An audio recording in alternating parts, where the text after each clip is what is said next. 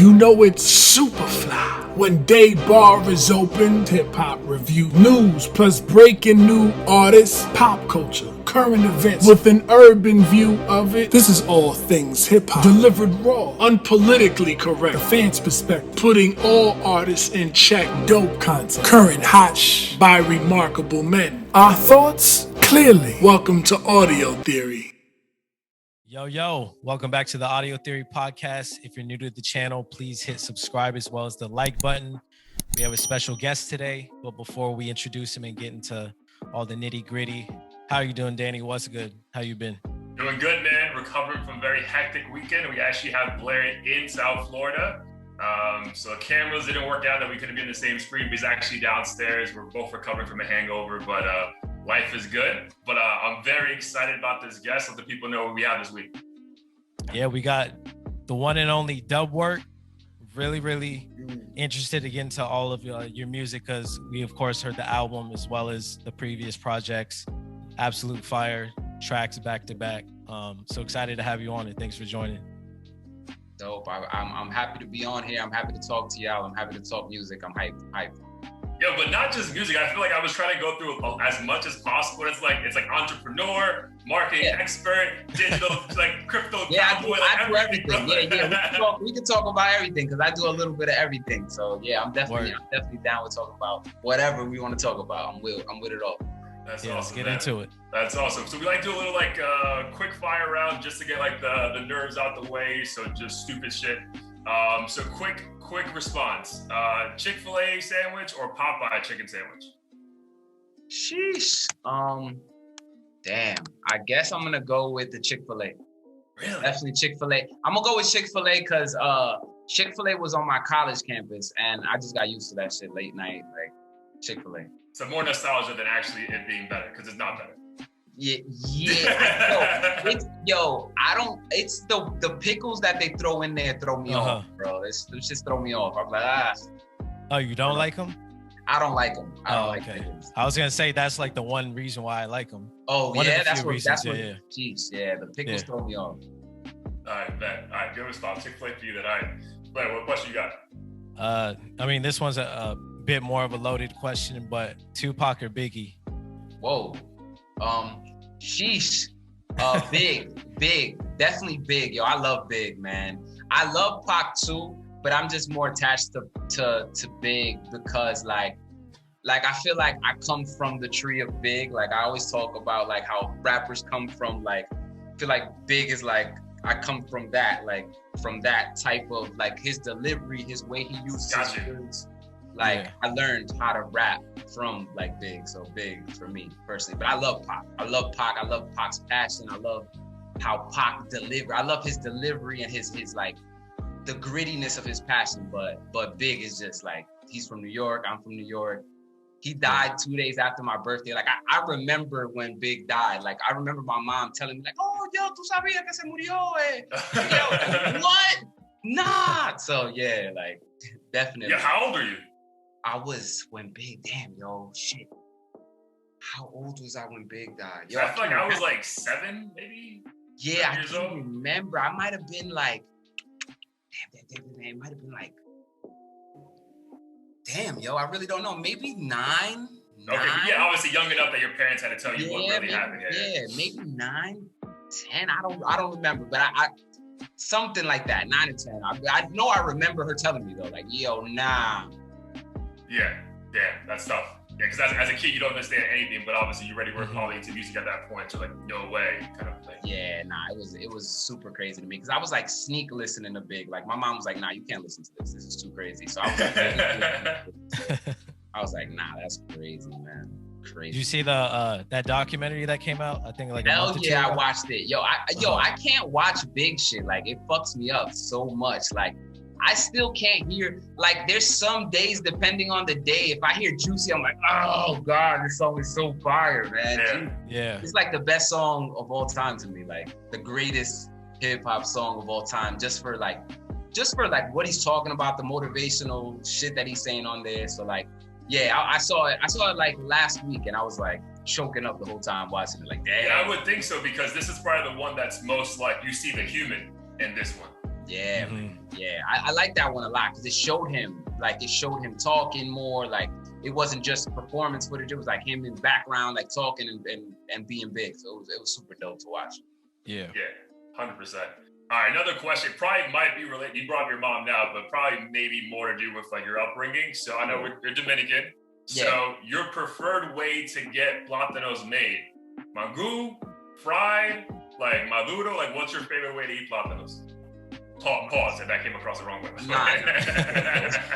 It's all good. I like fritos, and then mango.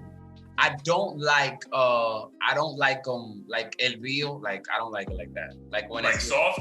Yeah, like when they make it like when they just put it in the water and boil it and then just give you the whole plátano. No, that's like your parents like they love you because they're gonna feed you, but they're really not trying to do it for you right now. I hate it. I hate it like that. It's either like, damn, can you mash it up or fry it for me? But don't just give me the whole plátano like that. I don't like that.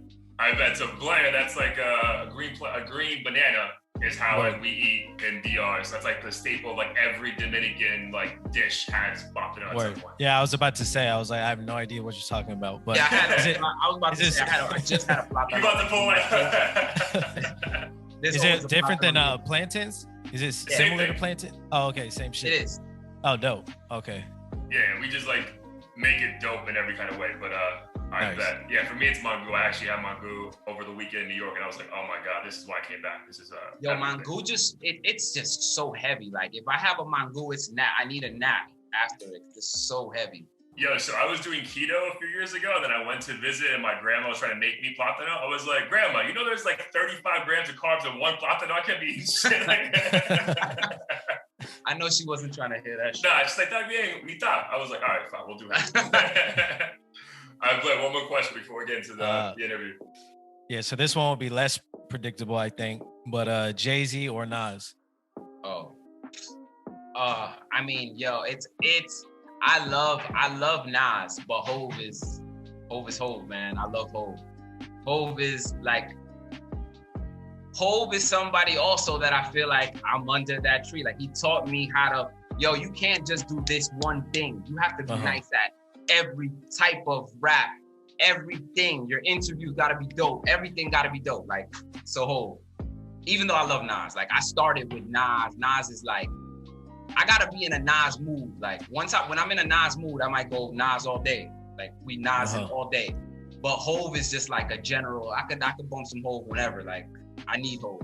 So Hov, yeah. Even like recent Hov, or you like going back in the capsule like to like older stuff? Yo, I like Hov, period, bro. Like Hov, like when Hov drops, man, I'm breaking down the lyrics for days. I'm ingenious. Like I love when Hov drops because it's like a learning experience. Like, yo, what the hell is this brand? What is this? What does this mean? What does this mean? Like, it's like, I gotta break it down. Like, all right, I'm still getting through this first verse. Like, all right, what does he mean? What does he mean? It's like, that's what I love about Hov. It's mad layers to it. Nice, man. Awesome, bro. Well, we appreciate you messing with us with those questions.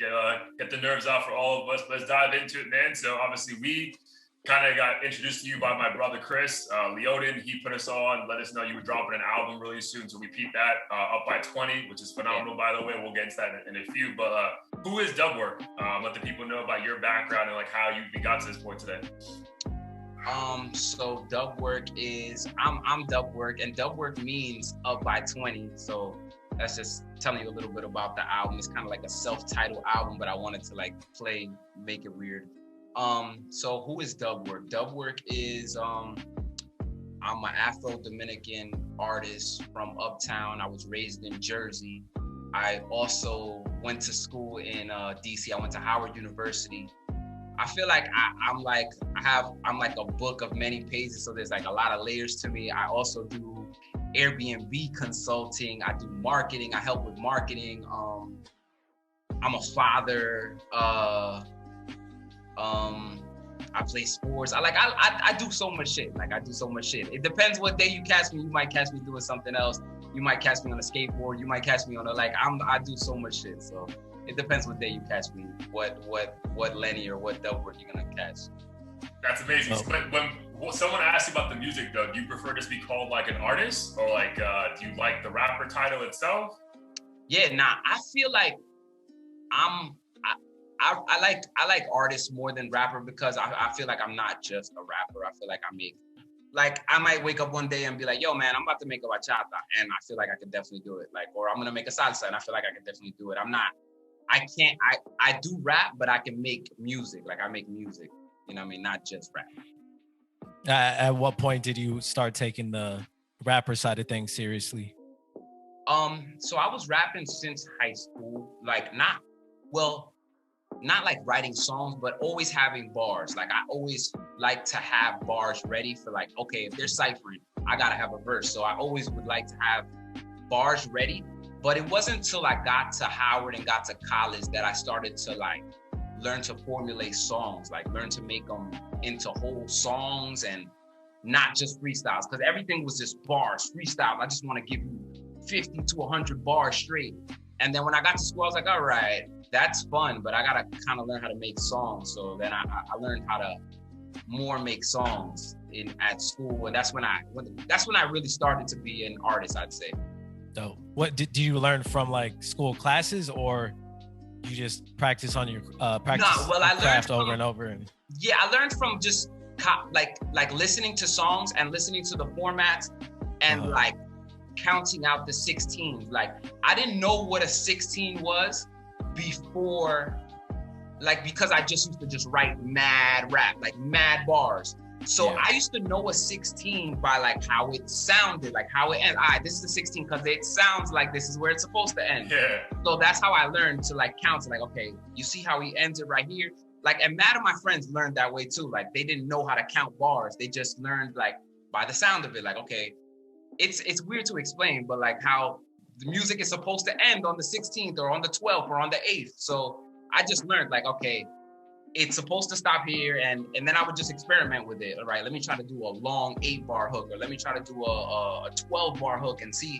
Like I like messing with it. Like I really like structuring out songs and like playing with like not following the rules of conventional formats of making songs. I like messing with it. So I learned in college, and then I developed it as the years went on. Side question, I guess for Blair. Then Blair, you also obviously make music. When did you learn what a 16 was and how to incorporate that correctly or incorrectly on purpose? Similarly to what you just said, I think at first it was just kind of like a feeling. Like you'd be like, oh, the hook sounds like it should come in here, so the shit will just end here. But I think now, I mean, I don't know if I'm doing this wrong, but I like will literally count the bars. Like I don't know any other way to really do it. Yeah, that's how I do it now. Yeah. Like I can, you know it's off. 2, 3, 1. Yep. 1, 2, 3, 2. But I even count it out after the fact. Like I'm like, all right, I spit it, and then I'm like, all right, let me count these out. All right, cool. It is a 16. It is a 12. Whatever. Yeah. And like a 12 will, if you were to end it there, sometimes it will sound weird. So you know it's not like an 8-bar or 16-bar verse. Yeah. So that's it's so just kind of like a feeling in a way, but yeah, it makes sense once you've done it a few times. Nice. And then Dub, obviously, excuse me, leading up to you having, bars ready to go in high school, there was something before that. So was there any one point, like something on TV or you hearing something about hip hop that made you say, yo, I gotta at least be involved with this in some capacity when you were like really young? It was Clue. It was Clue tapes.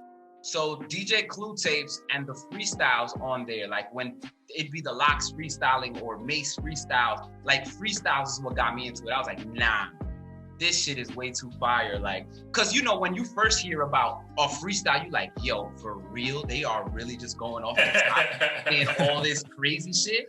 And like what I would do when I first wanted to get into it, like I would go to DJ Clue tapes. And I was living in Jersey, so most of my Jersey friends was like, they didn't know nothing about Clue tapes. So I would take a freestyle, like, oh shit, they never heard this Mace freestyle. And I'd be like, yo, I got some, and just spit a Mace freestyle, like, hold that. And then they'd be like, yo, goddamn, that's fire. Yo, so then eventually it's like, yo, damn, I can't keep stealing these bars. Like, I gotta come up with my own shit. So that's how I learned myself, like, dope. Do it myself. I mean, do you think, on that note, do you think the art of freestyling is dead? And 2, do you have any less respect for a rapper who can go on like Sway and spit 10 minutes of pre-written stuff versus a dude going off the top and having like subpar bars, but stuff that's still dope? Like, you have a... I come from like, so in school at Howard, I was introduced to mad Houston rap and Houston rappers, right? And they really go off top. Like, they going off the top with it. Like, so I more started to respect the freestyle aspect when I went to college. I was like, yo, damn, nah, this shit is fire. Because for real, I didn't. Like, I used to be like, yo, this shit just sounds super whack. It's like, you're saying super basic shit because you're trying to figure it out.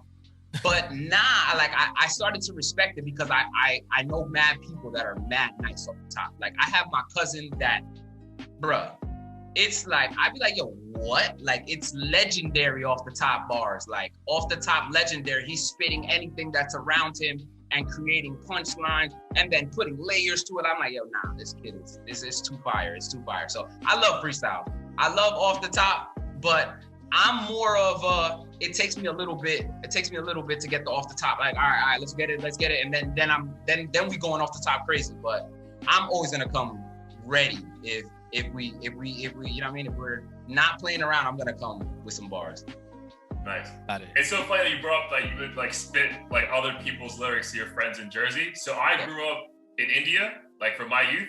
So I had all the Who Kid mixtapes. So I would drop like a Lloyd Banks fucking freestyle. Like, yeah, I did that shit. They're like, bro, what is this? How'd you do it? And then fucking hear the song like a year later, I'm like, yo, fucking Danny was lying to us. But yeah, growing up in New York, New Jersey, like, yo, what was the role of like just New York as like a character like in your life? Like, how did that affect you? Like, make you who you are today? New York? Yeah, just like that. New York. You said Jersey as well, though, right? So like, yeah. Like the Heights in Jersey as well. Well, shit. I mean, it's always been a part of me. It's like that's where I was born. Like, that's what I talk, I smell, I breathe. This is just like, it's who I am. It's the only thing I kind of know.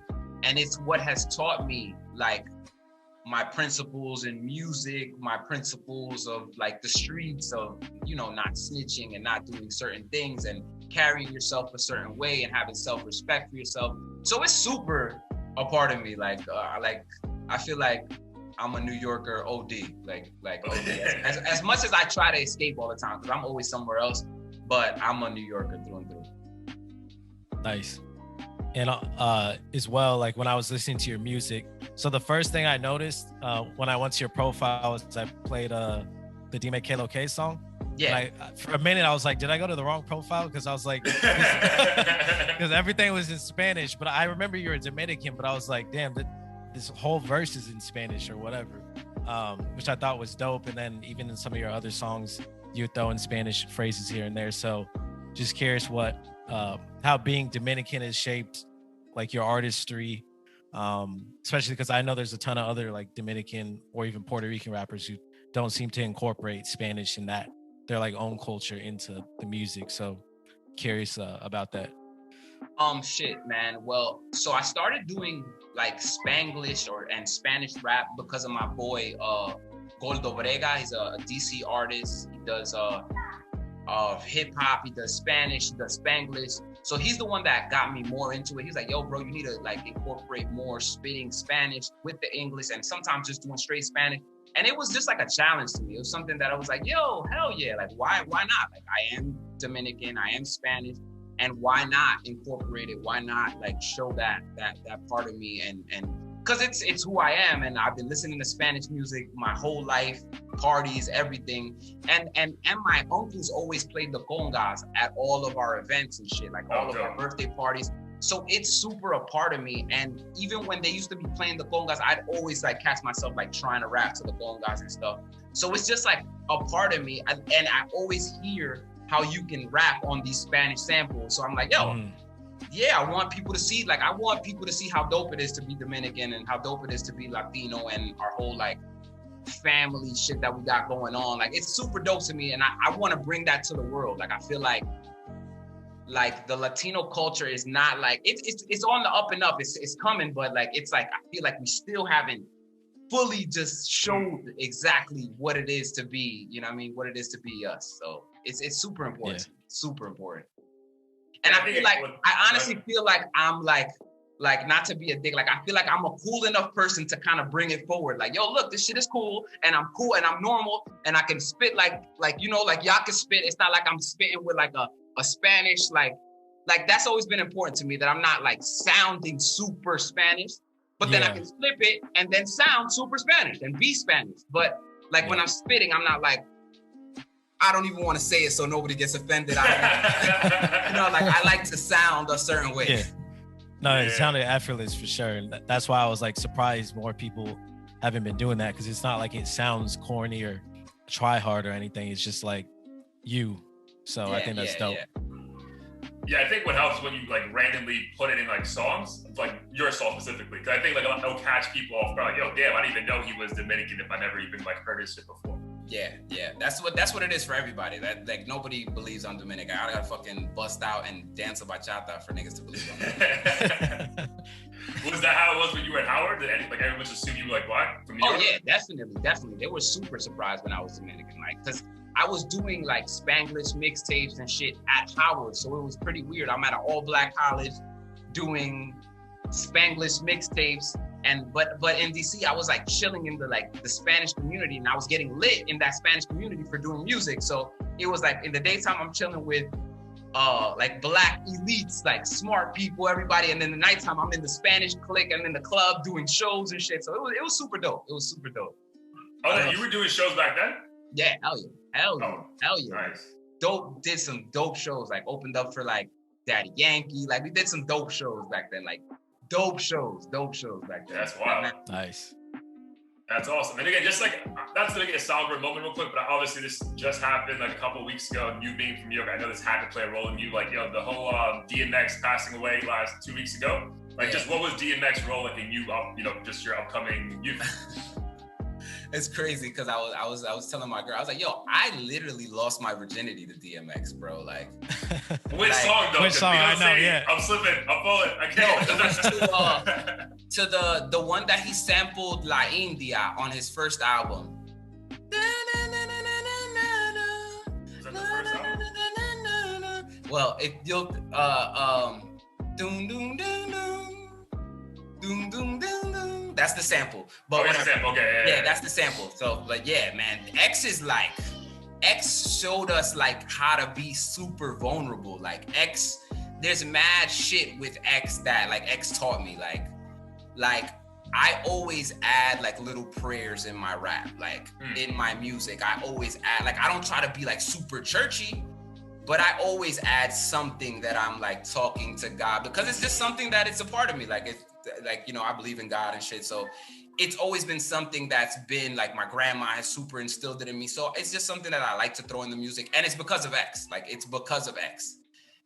And just like the vulnerability, just being able to just say what it is, like exactly how it is, like, and just say it dope. So it doesn't really matter that I'm saying something so crazy because I said it so dope that, you know what I mean? It doesn't matter. So X, man, that shit was whack. That shit is whack. Like RIP X, real talk. For sure. Yeah.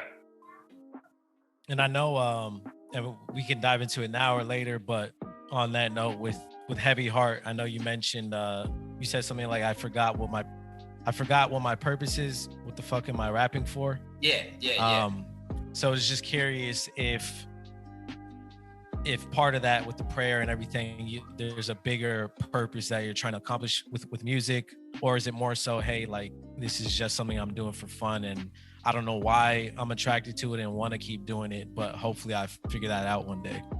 Well, in Heavy Heart, when I'm talking about that, I was talking about, because I lost my daughter. We had a stillbirth. So that after that happened, it was just, I was questioning a lot of shit. I was like, yo, man, fuck this rap shit. Like, fuck am I rapping for? Like, so that, it was just how I was feeling at the time. Like, at the time, I was like, yo, man, I don't know what the hell's going on. I was planning for something, I was expecting for something, and then that shit got taken away. So I'm like, yo, fuck this music shit. Like, I just questioned a lot of shit. A lot of shit was in question at that time. I just, you know, when you have a tough loss like that, it's just, you're going through super grief. So it's just like, you're just trying to figure it out and shit. Yeah. Yeah, And I'm assuming like, by the way. yeah, sorry for your loss. And I'm assuming the song obviously helped get those emotions off your chest. Yeah, bro. It definitely helped. It was crazy to even write it because it was like what I'm saying on that song was exactly what's happening. Like heart was heavy when I wrote this. Every single page is soaking. It was like that exact, like writing it was like I was like in tears writing it. It was a hard song to write. And even playing it, like when I would play it back for people sometimes, it was like tough because I was like, fuck, I'm still going through this shit. Like, yeah, it was like, there'd be times that like literally I'm like playing the album for people, right? And like, I get to that song and I'm like, oh fuck, I'm about to cry. Oh fuck, I'm about to cry. This is crazy. And I'm in there like trying to, wiping tears, like, yeah, so yeah. Try to keep it cool, but it's real emotions. Like it's real shit. You can't help it. Like it's still to this day. Like some days I hear it and I'm like, fuck, this is hard. And some days it's just like, I can get through this. Like I was talking to my cousin the other day. I was like, yo, bro, this is gonna be hard as fuck to perform, yo. Like there's a couple songs that is like, it's gonna be hard to get through. I know, but it's gonna be fun though, for sure. Yeah. Yeah, it was definitely one of my top 3 songs on the Dubwork. Up by 20 EP. So definitely kudos to you on that one. I appreciate that shit. But like I think you said a couple of times, like, do you like because you have a few things out now as far as like music catalog, do you feel uncomfortable ever hearing your songs after it's done? Or you love like just bumping it like when you're like driving around, lounging around, or you pretty much once it's done, you like kind of move on from it? So I bump myself from time to time, right? But it feels like when I'm in the process of making something, right? I hear it so much, I nitpick with it so much that once I give it to y'all, it's like, yo, here, y'all can have this. Please have this shit. And now I can start working on this next set of shit because literally for Up by 20, it's 10 songs. I literally recorded over 100 songs. So it's like, it gets exhausting. So now I'm just trying to formulate the next couple projects with all the songs that I already have and shit. But yeah, man, it definitely, I give it a break. Like I listen to it when it first drops, like, oh shit, let me hear how people are taking it in. And then it's like, all right, I don't listen to it for a long, long time. And then I go back to it and it's like, oh shit, this shit is pretty dope. Shit, all right, cool. All right, because I just imagine like you're at a club and like when shit opens up in New York, they like start playing like Up by 20, like, yo, come on, bro. Like I'm not trying to get this shit. It's always weird when they play your music. It's always weird. I guess it's because like, you know, if you haven't, nothing really has super popped off. When you hear your music, you be like, oh shit, what the it's like a weird feeling sometimes. Like it's dope, but it's like a weird feeling. I bet. Yeah. Are you like the type of artist on the flip side to want to shelter yourself from like the newer artists and trends so that it doesn't bleed into your own style and your own music? Nah. I like music so much that I could find the good in everything. So, and I really don't want to turn into that old head that just, yo man, music isn't the same since 97. Like, come on, my nigga. Yeah. Music, there's fire music right now. There's a lot of fire music. You're just not searching for it. You just stopped. In 97 was your glory years. You didn't want to continue listening after, and I understand that. But like, bruh, there's wild fire music. So I like it because it inspires me. It gives me ideas for shit. Like, oh, hell yeah, let me try that. Let me try this. Like, I love it. Music it's timeless. Like it's timeless, especially if it's dope. It's timeless. Like I need it. Are there any newer dudes that people might be surprised to know that you like? Like I'm thinking like Lil Yachty's, people like that aren't your conventional lyricists. Yeah, I like a lot of the Brooklyn drill people. I like a lot of the Brooklyn drill, the super ignorant, crazy shit. I like a lot of that shit. I like a lot of slow music. I like Giveon. I like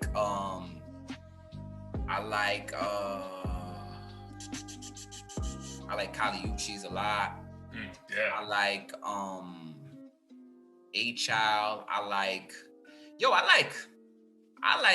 what's his name? My man from Brooklyn. He sings.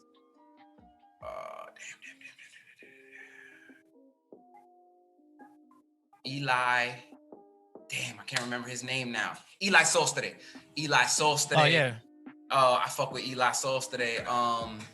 Yo, I like a lot of new shit. I don't really per se like the super dumb shit. Yeah. But even that, it's a time and place for that. There's a time and place for that. Like if we in the club and we getting lit, like I want to hear that. I actually need some Future and I need some Little Baby. I need some of that shit if we're in the club. But yeah, like so yes, I do like everything.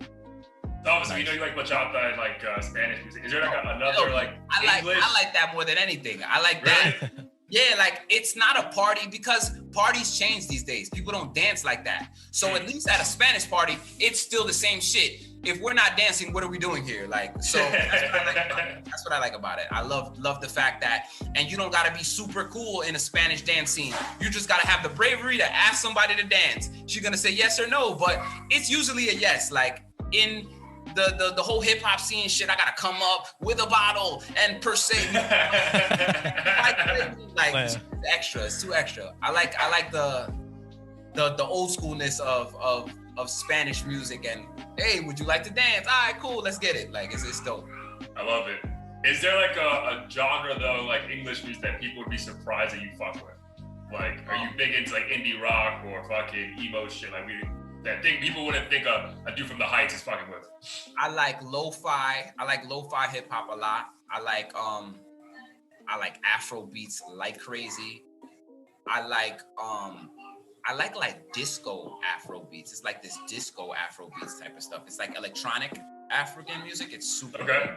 I love R&B, yo. R&B music is my shit. Like I'm like a secret R&B singer myself. Like I would sing better than I could rap. Like I love R&B like crazy. And I love Spanish music like shit. Like I'm like a Bad Bunny super fan. All right, so explain to Blair, because I think we had this on one of our episodes, like, because I think there's a stat that Bad Bunny in 2020 had higher streaming numbers than Drake. Yeah. So what's your logic behind that? Because he has the Spanish market and Spanish people are super loyal, bro. Like they're super loyal. Once Spanish people fuck with you, they fuck with you forever. Like my mom is still bumping the Mark Anthony album from like fucking 90 something and she bumps that shit every day like it's brand new. So when you have that Spanish market behind you, you're lit. Like you're lit. Wow. And his music is super dope. You could super connect to it. Like I have so many people that don't understand Bad Bunny that bump Bad Bunny crazy. So that in itself could tell you that he's a super dope special artist. Super dope. And mad fucking young, which is crazy. I love Bad Bunny. I'm a Bad Bunny like I heard he was retiring though. Who? Bad Bunny? Bad Bunny, yeah. Nah, that's the mid-career flex shit. You go, oh yeah, I'm out. I made too much money.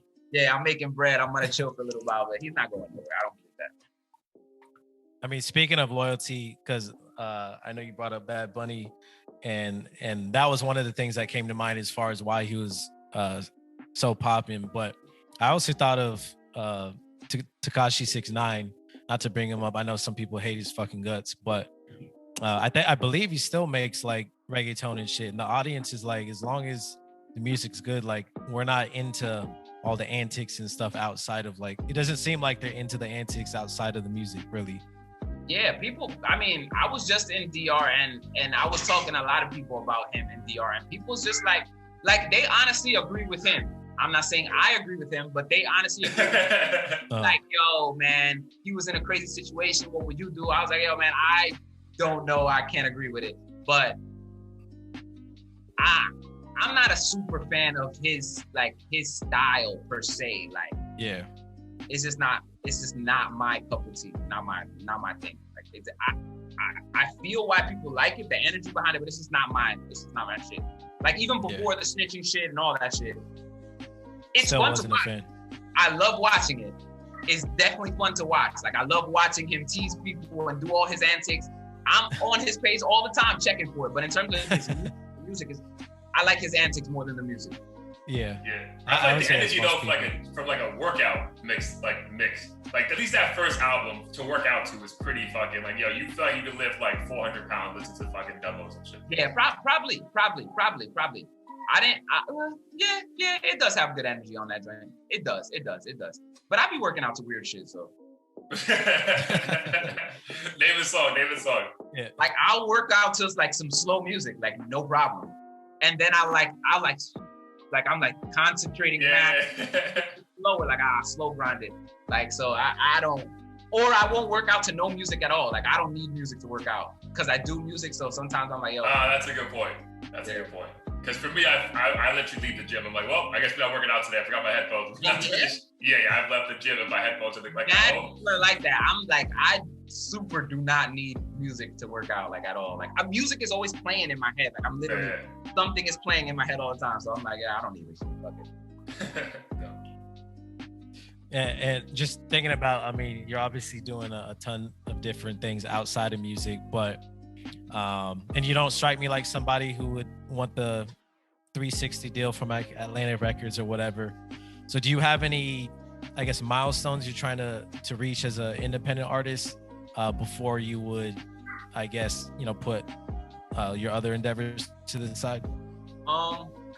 Yo, I just wanna be self-sufficient with the music. I just wanna be self-sufficient. I just wanna be able to, pay some bills, cop some things, be able to for it to pay bills. Like I just want to be self-sufficient. I just want to be able to make moves and see the world, yo. That's actually what I like write down. That's like one of my goals. Like I want to see the world through my music. That's like what I want. I just want to see the world like with delivering music to people. Like that's the super goal. That's the super goal. So and I want to do it independently. I do want to do it independently.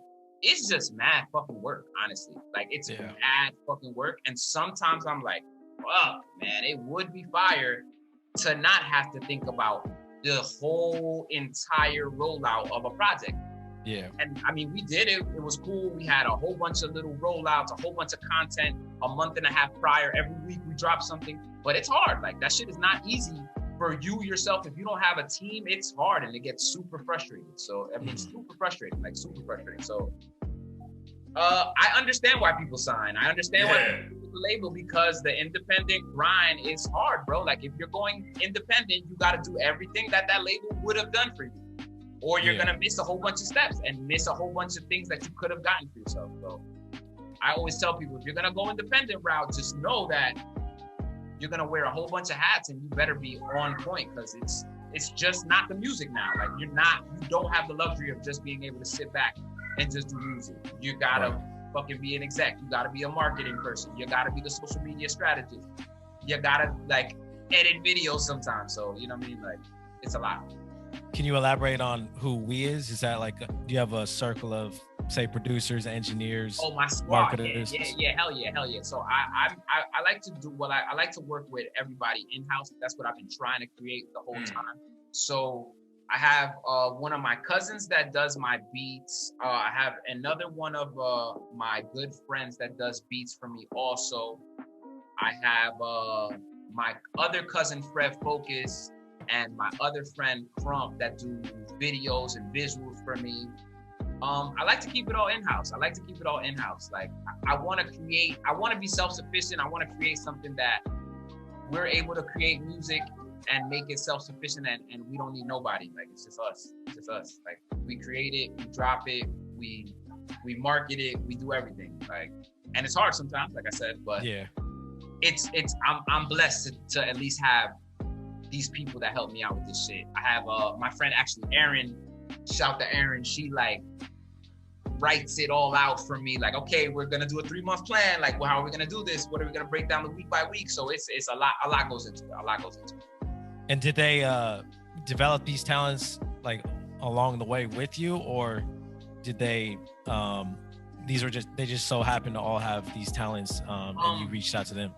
Yeah, a lot of them, some of them have developed the talents on the way. Some of them have like, some of them are artists themselves, so they kind of just know what to do.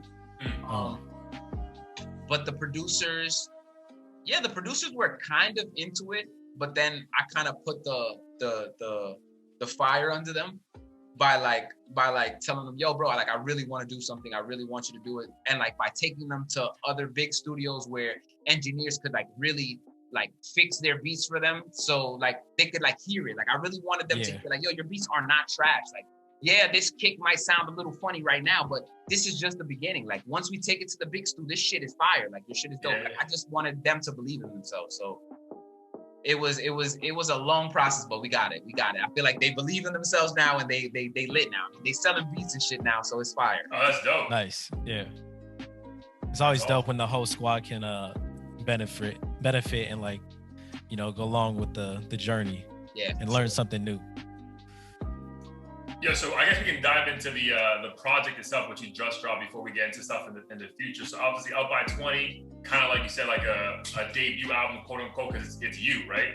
Yeah, it's like a self-title. It's like a cool way to make a self-titled album. Up by 20 means, that's what Dubwork means, Up by 20. I've been saying Dubwork when my name was L-E-double-N-Y. I've been saying Dubwork. It's just something that I say when I'm playing basketball. It's just something that I've always said.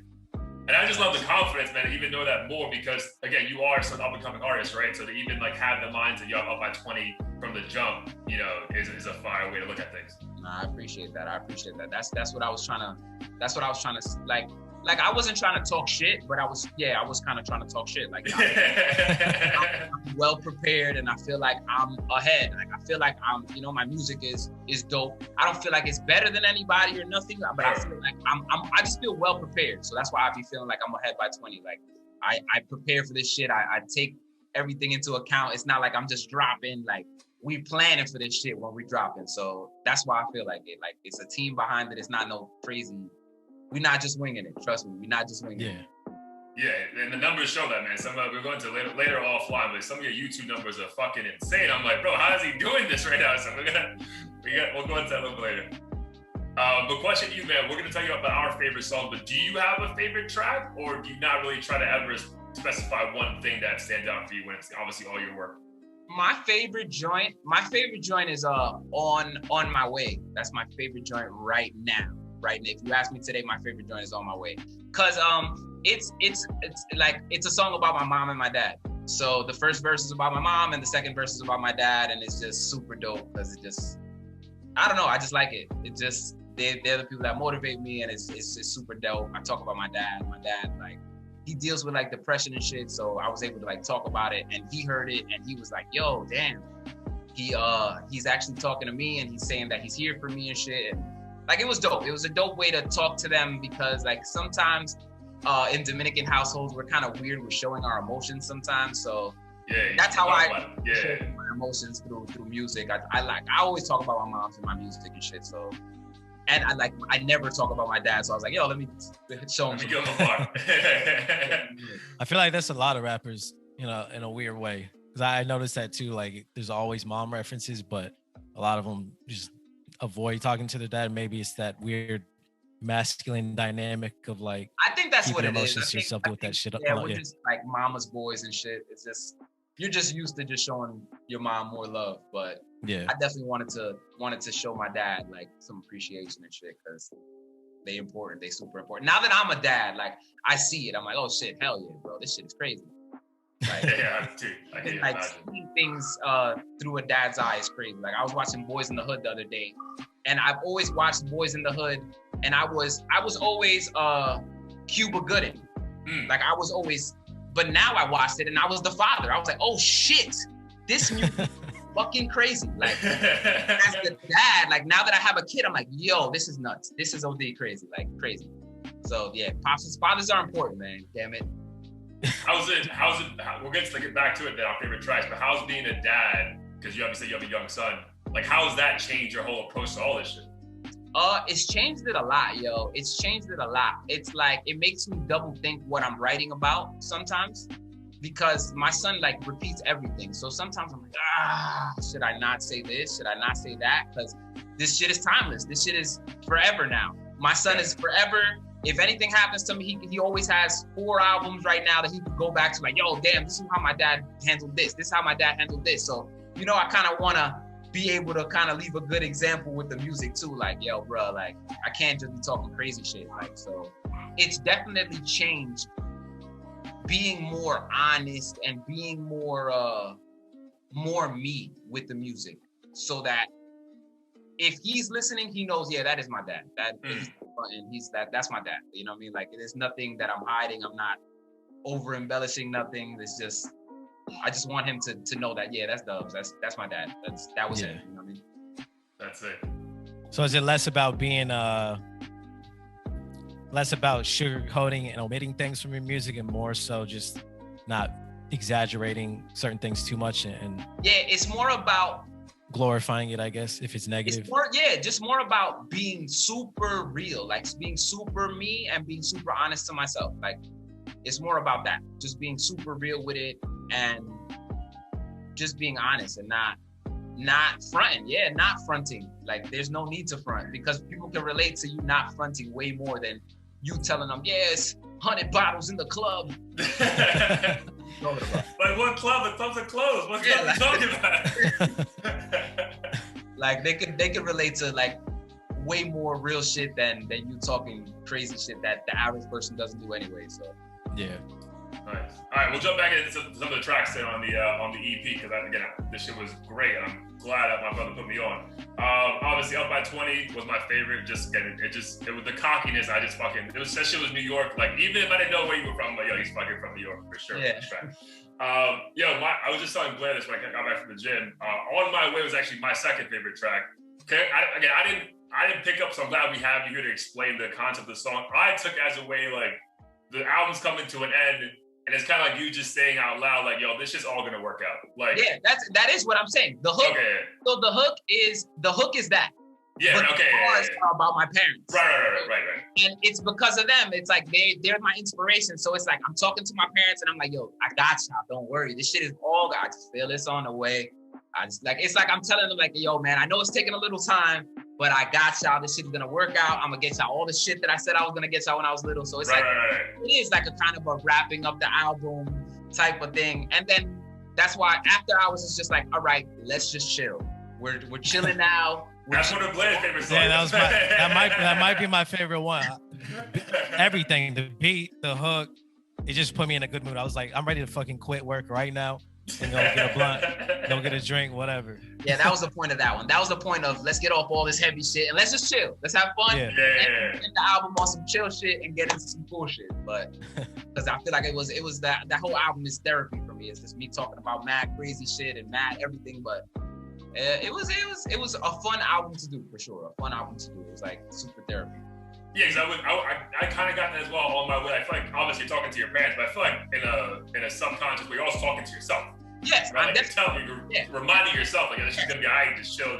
Like It's definitely that. It's just they motivated me, they made me. So it's like I'm showing love to y'all, and I know I got it because of y'all, because y'all instilled this shit in me. So it's kind of like that. And then my last one, again, not last, but top 3 for me was Heavy Hearts. Just my story real quick. I lost my mom last year.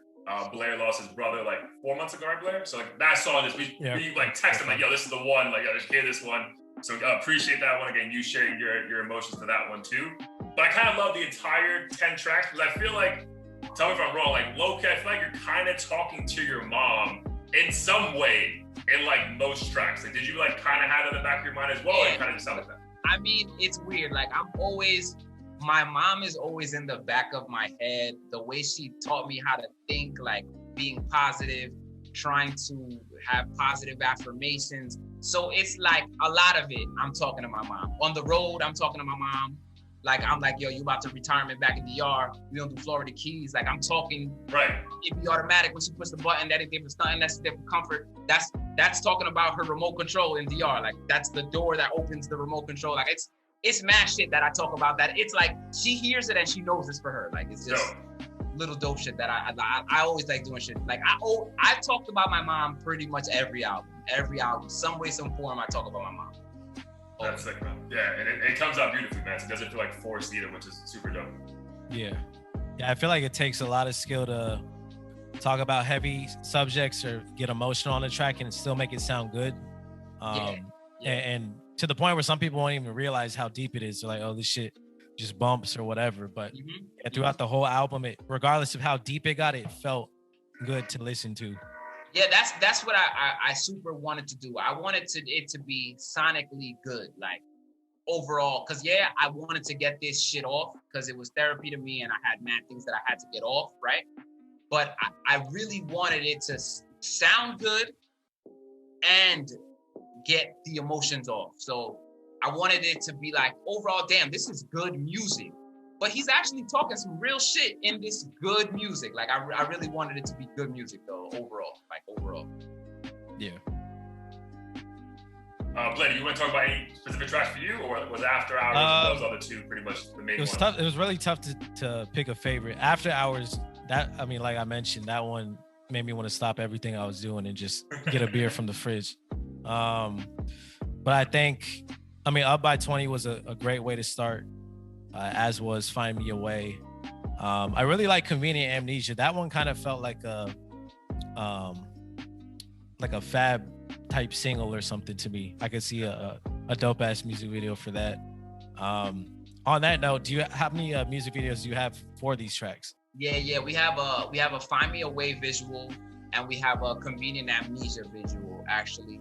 And we're trying to think of, and we're thinking of an After Hours visual also. We have a couple different ideas. Yeah, as shit opens up, that's like has to be one of the fucking... I have a couple dope ass ideas for that After Hours. But right now, what joints that are done are Find Me a Way and Convenient Amnesia. So hopefully After Hours, and we might do something else, but I'll be trying to move on to the next shit. Yeah. No, it's a super solid list.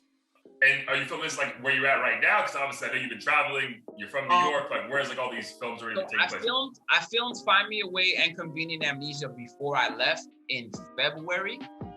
Yeah, I filmed those before I left in February, and I'm going to probably fly somebody out here to film After Hours. But I'm just trying to find a good space to get it done at. But yeah, I'm probably gonna do some shit out here. I like filming. Like here in DR, I feel like in DR or PR, I feel like it comes out super dope. The colors look mad fire. Like it's always dope. And just the idea, just the idea of like, again, you're spitting like any fucking top lyricist, but then the background is like your actual like who you are, which is also dope. Facts. Do you know what concept you're thinking of for After Hours? Or is it top secret? I kind of don't want to say, but it's I'll just say that it's heavy slow motion, and we're trying to just capture things that I'm saying, little funny shit that I'm saying in there. We're trying to just capture a couple of those moments and just make a video of slow motion. That's all I can say. That's my idea. That's all I need. Subscribe. I got to notification prompts. Oh man, that's dope. You said that you recorded almost 100 tracks though for this project. So do you already have like what's the next musical project before we get to other stuff? Like what's the next musical project for you if you want to talk about that? The next musical project is probably, I've been toying around with names, but I'm probably dropping something it's probably gonna be called Chasing Summer. Because that's what I feel like I do. I'm always trying to chase the summer. Like I hate being in the winter. I hate the cold. The cold fucks me up. I hate it. So it's probably called Chasing Summer, and I'm trying to drop it in the summer. We will see, though. We will see. Oh, so mad soon. Okay, go. Yeah, I'm trying to come right back. My objective for this year was to be able to drop a couple projects, but short and concise projects that make sense with specific producers. We're gonna see if it happens. But I have enough songs to drop a couple projects this year, man. I have enough songs. So definitely That's the plan to come right back summer. Do you have any first and foremost, do you enjoy collaborating with other artists, or have any like dream collabs that you're hoping to make happen for the next project or couple projects? Yo, I enjoy collaborating, right? But I feel like I'm mad greedy. Like I feel like I'm horrible at collaborating. Like I always be like, yo man, oh yeah, I should put somebody on the second verse. And I'm like, oh, or I could put my own second verse. But it's stupid because I feel like I need to do more collaborations. I definitely need to do collaborations. And I said it on Up by 20 on the first song, Fucking Feature. Like I knew I wasn't going to feature a lot of people on this song because it was so personal to me that it was my project. I was like, nah, I'm not. Yeah. And I hadn't dropped in a couple years. I'm like, nah, I need all these verses. I need to get this shit on. But yeah, there's mad artists I want to work with. I want to work with Wizkid. I want to work with Kali Uchis. I want to work with fucking, man, so many Spanish. I want to work with Bad Bunny. I want to work with, bruh, so many artists, so many producers that I want to work with. Man. Yo, I don't know. Like, I want to work with a lot of people. I'm trying to think of some like weird people. St. John. I would love to work with St. John. We love St. John. This is fucking program. Yeah, So just, amazing. We're talking to the choir right now. So. Yeah, man. Like, I think those are like the top. Nice. There's a random question that pops into my head, but if Tekashi's team sent you a fire ass snippet of some like reggaeton track and they're like, yo, we heard your work, we need you to hop on and give a verse, would you do it? If Tekashi's shit, sheesh. Yeah, man. All money isn't good money, man. I don't think so, man. I don't think it is worth it. I don't think it makes sense, man. I don't think it makes sense. It goes against my values. I don't think it makes sense for the person that I am. I don't think that shit would make mad bread anyway. Like, I feel like now that I do the marketing shit, I know a lot of those stunts that he's doing. So I really don't think it's worth it. Nah, hell no. Yeah, it would tarnish your brand too. Yeah, nah, I don't think so. I love the idea of the title being Chasing Summer. So you said the next project. With quarantine though, bro, it's almost been a year and change of this. Like, how has that affected you? Like, was it dope? Were you just like, yo, fuck, I'm gonna get out of here and just go chase summer all year long somewhere else? Like, how did quarantine affect you and your whole, like, I guess, musical process? Well, I feel like quarantine, it got me back, like, having fun with it. Like, when quarantine started, right? I started like writing I was doing bar challenges, right? And we was like I was just rapping every day because we were stuck in the house. So it was just like, all right, yo, if I'm gonna be stuck in the house, I'm gonna write a rap every day. Every day I'm gonna write a rap and spit bars every day. So it made it fun for me again. It made it like, oh shit, yeah, I forgot that I could just write raps just to write raps. It kind of made it like how it was in high school. Like, I could just write mad raps and just talk mad shit and have fun with it. As opposed to, yo, I have to create a project that makes sense and is all together and all the songs make sense. Cause like, so it quarantine made rapping fun again for me, and it also made me super self-sufficient with, fuck it, I don't need a studio because I have the studio myself. I don't gotta go to the studio. So I record everything at my crib and I save money with that, and then I go send it out to get mixed. And it makes more sense. It just makes more sense. I'm saving more bread. I learned a lot about recording too. So quarantine has helped. It's helped. Congrats, man. That's awesome. Do you have, in terms of shows and stuff, do you have anything upcoming that you're looking to do? Yeah, I'm actually gonna do a live show. I'm probably gonna do I don't know if I'm gonna do the whole album, but I'm gonna perform some joints off the album. I'm gonna do some shit with the live band, and I'm gonna do some shit just, regular performance. I'm trying to decide how I want to do it, if I'm gonna just go straight live with it, or if I'm gonna actually, try to do the whole venue thing. But we'll see. But I'm definitely gonna perform, do like a live performance of the whole project for sure sometime soon. Dope. And I'm assuming that since you've been doing this for so long now, that when it comes to stage fright and all that, are you completely over that phase now, or is that still a thing for you? I don't get stage fright. I think I get stage anxiety. Like, prior to getting on stage, I'm like super like, okay, is this right? Is this right? Is this right? Like, I plan OD, right? So I don't want nothing to go wrong, right? So I'm super like on it, like, okay. All right. Like, I'm looking at the mics. All right, that's the good one. That's the good one. I need to, so I'm trying to keep following that mic the whole time. Okay, that's the good one. He passed it. All right, now he passed it to the DJ. So I know I gotta ask the DJ for that mic. So like, I'm super on it. And if something goes wrong, like because I'll practice my ass off for the shows. So if I fucking stumble on some shit, like, I'm like, oh my God, like, it fucks with me like crazy, like, it bothers me like crazy. So does it throw you off to the point where you forget words and shit? Like, if that were to happen?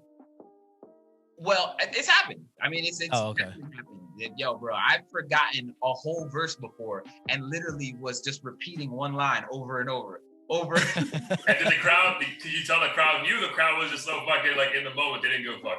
Yo, they did it. They were rocking with me. It was so crazy. I was like trying to like motivate them or some shit. But bruh, I had an edible before the show and it was like, I had like I just kept on repeating this thing. Definitely crazy. That's hilarious. But nah, I don't get nervous. I get like good butterflies. I be like thirst to get on stage. And usually I'm like, people always put me towards the end because they're like, yo, man, you're a good performer, bro. We need you towards the end.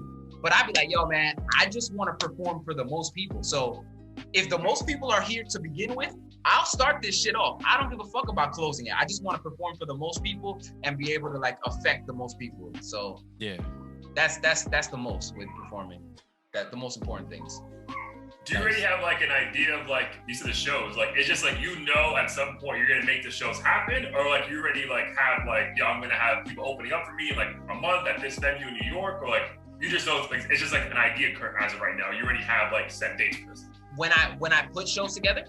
Well, for the Up by 20 like for the live thing. Yeah. Well, yeah, I was just gonna do like a live thing of myself. So shit, it would be dope to have some people open up, but I just don't know how long, Ig leaves us to go live. Sure. It's usually like only an hour. So my album is 30 minutes. It's 31 minutes exactly. So, and I'm probably not going to do the whole thing. So I would be open to having people open up and make this shit a whole thing. That would be fire.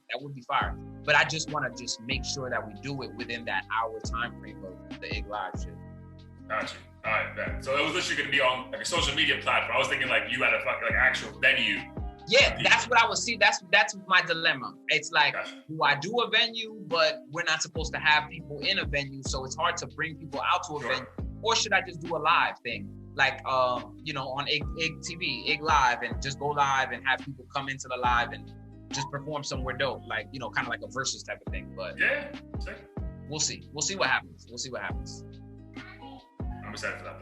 That'd be sick. Because some of these songs go after hours. I gotta see you perform that shit because I feel like that song is just ridiculous. Yeah, I'm excited to perform that. I'm excited to perform this whole shit. Like every time that I'm listening back to it, I'm like, yo, damn, I've been listening to this music for so long that I know these shits. So like crazy. Like I know these shits, and the tone that I used in this album, even I experimented with my tones a lot. I didn't want to yell on the tracks, right? Like usually I like to give a lot of energy on the tracks, but this time I was like, yo, I want to be super me and super my voice, so that now when I perform it now, it's like I can up it a level on the performance now. So if you heard After Hours, like with my set to the After Hours, somebody pass the flowers. Now when you're performing, it's like, listen to the After Hours. Somebody feel like I could make it mad fire, like you know what I mean? Yeah. In terms of I don't have to match a certain energy and try to go over that energy. Yeah, now, since the energy is chill, if I go a little over it, it sounds super lit. Yeah. That's smart. Yeah, it sounds like you have a lot of, like you mentioned, you plan all this shit out well in advance.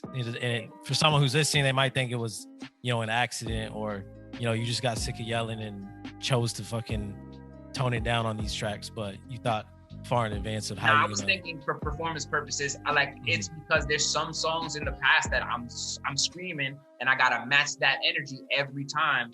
And it's like, yeah, man, there's some days that I don't want to match that, and there's some days that I don't want to fucking scream like this and leave with no voice. So it's like it leaves me the option to, okay, I can wild out, or I can just, you can feel how you wanna. Me, I feel like a winner, like it's a chill, like I don't gotta go. Yeah. Do you curate your social media presence in a similar fashion? Like, do you think, far in advance of how you're gonna post things and tell a story and everything with that too? Yeah, definitely. I like to kind of think in advance with my social media stuff, and I think everybody has to. It's super important in terms of social media. To just plan everything, to just make sure everything looks right, to make sure everything looks the right way, to make sure that your social media is like a highlight reel of your career, and not just anything and everything, just anything and everything is just like you want it to really be a highlight reel of the shit that you've done, dope shit that you've done. So yeah, I concentrate. I'm a less is more person. I'm not a person that's gonna super flood you every day with by 20's out, by 20's out. Nah, I'm gonna wait and then I'm gonna hit you with a dope ass piece of content. Yo, check this content. Cool. Look, remind you that by 20's here. But I'm not one of the people that's gonna put my album cover up every single day and tell you to go.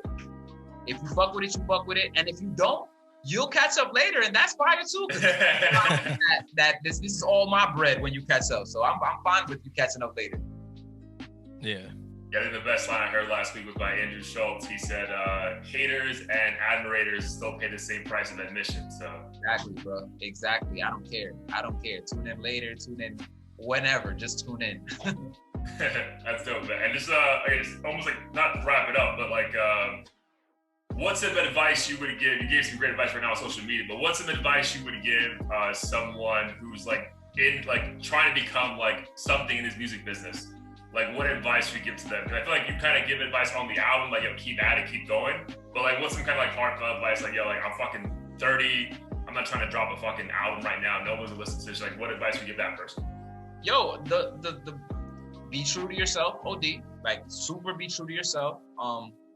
Be honest and market yourself. Like, you're gonna have to put up some bread for yourself. If you want to get out there, you gotta market yourself. It's important. Like, you can't, like, Coca-Cola or Pepsi ain't about to drop a new flavor of Pepsi and not give you a commercial for it. Like, so people that are dropping new music, please, by all means, bro, if you're dropping new music, market that shit. Like, put some bread behind it so that it actually gets into somebody's eyes. So you're not dropping an album to an empty room, like, so that you're not, like, you know what I mean? Like, that's what the most important thing is. So that you're not fucking running on a little hamster treadmill for mad long, bro. Cause I was running on that little hamster treadmill for mad long, trying to build my shit up and waiting for, yo, man, I just gotta fucking stay true and wait and fucking one day Puff is gonna call me. Nah, bro, you gotta put this bread up behind yourself. If you're not putting bread up behind yourself to market yourself, good luck. Good luck. Good luck. That's great fucking advice. Nice. Yep. And just for you, like, I know you're doing a bunch of other things. Is there anything you want to tell the people and promote outside of your music? It's just like your main focus in the near future. All right. Laundry list of shit. Watch. If you need, like, yo, bro, like, if you need help with your shit, right? Like mad artists don't like to help people, don't like to offer help, or like, I'm not like that, bro. Like, if you need help with your shit, if you want to grow your shit, holla at me. I can definitely help you, man. Of course, your shit gotta be fire. I'm not helping. I can't put glitter on a turd or nothing like that. Like, it gotta be fire. But if you need help and you want to grow your shit and you're serious about your shit, yo, I could dead ass help you. I could definitely help. I was gonna talk to y'all about that too. I could definitely help y'all with some shit for the podcast. Get y'all right. We'll talk about right after this. Yeah. But yeah, man, like I'm an open book. Like, I be liking for artists to ask me shit because I feel like I did a whole bunch of shit the wrong way for a lot, and I would hate for people to waste their time like that. So I would, like, for artists, anybody, hit me, ask me questions. Like, I'm not that I'm fucking in the best place ever and know it all, but I definitely have a lot that I could offer to people and a lot of insight, and just so they don't go through certain shit that I went through, and they can just skip over those little hurdles and just get to it, man. Get to it. But you also have a podcast too, right? Well, I saw something on your page where it's like you like kind of explaining track by track of like the Dub 20. Yeah, that wasn't me. That was another podcast that did a breakdown. Okay. And my friends have another podcast called The Blunt Exchange, and they usually put me like on the intro, like the songs and shit like that. Oh, dope. Okay. Yeah. Nice. Tell the people where to find you, by the way. How can they get in tune with you? So yes, guys, you can find me on Instagram, Dubwork on Instagram. You can find me on Twitter, Dubwork _ because somebody stole the Dubwork shit.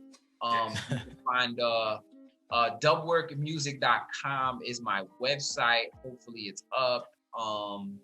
What else? You could catch me on Audius. Audius is the new wave for people that you actually get paid for your streams through coins.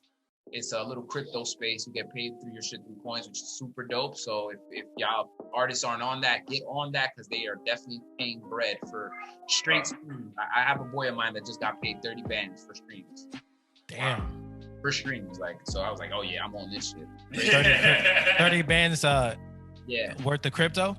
Worth the crypto, yep. Oh shit. Yep, worth the crypto that he can now use to buy other coins and shit. So super dope off of his music. So super dope. Yeah, you can find me there on Audius.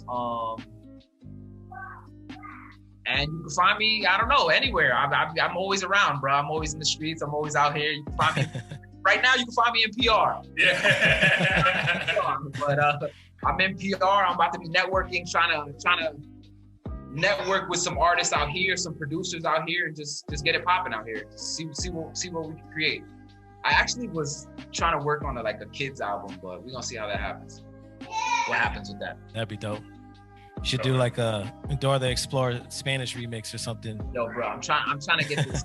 these I watch my son watching these joints, and I be seeing the music on there. I'm like, yo, bro, I gotta get to this bag. This is the numbers are crazy. The numbers are crazy. Baby Shark bag.